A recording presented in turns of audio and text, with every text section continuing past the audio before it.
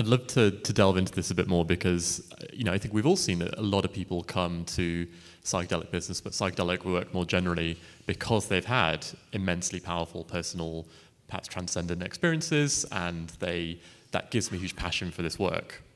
And a passion that turns into kind of, belief and faith and kind of just a huge amount of energy for the work they're doing. But ultimately, the work you're doing is all business as well. And Myriam, I'd love to hear you reflect on, does that kind of special nature of the psychedelic experience change psychedelic businesses into something other than a normal business? Or at the end of the day, are you just doing business? Yeah, thank you so much for that. When I was listening to you speak, I really think there's an opportunity for connection. And I think both from a business and a healing standpoint, I think this is the opportunity that we can create. I think what we can create is doing well by doing good, is creating virtuous cycles where healing is aligned with business outcomes. And I think as an industry, we can really come together and connect and kind of connect those dots. So for example, at Journey Clinical, what we see is that when we do well, the company, Journey Clinical, does well. That means our investors, our shareholders are doing well.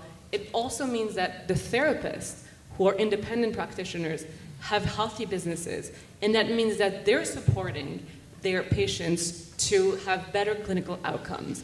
And so I think this new paradigm that we're in is really about how do we align clinical outcomes to business outcomes. And they don't need to be in opposition to each other. I think there is a real opportunity for connection as we build this thriving industry and really deliver on the promise of psychedelic therapy.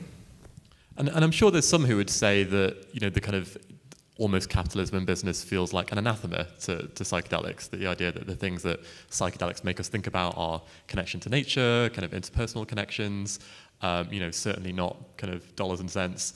How would you respond to someone who says, well, why do we need to kind of be focusing on creating huge kind of global business to do this in the first place? Why can't we go back to basics? Well, I think, in our case, we're a health tech business. That means we're operating within a system. Whether it's broken or not is beyond us. But we have a system. This system has constraints. This system has opportunities. I think what we can do collectively is find those opportunities, is tap into those opportunities, and find them and shape them and grow from there. And I think that is the real opportunity here.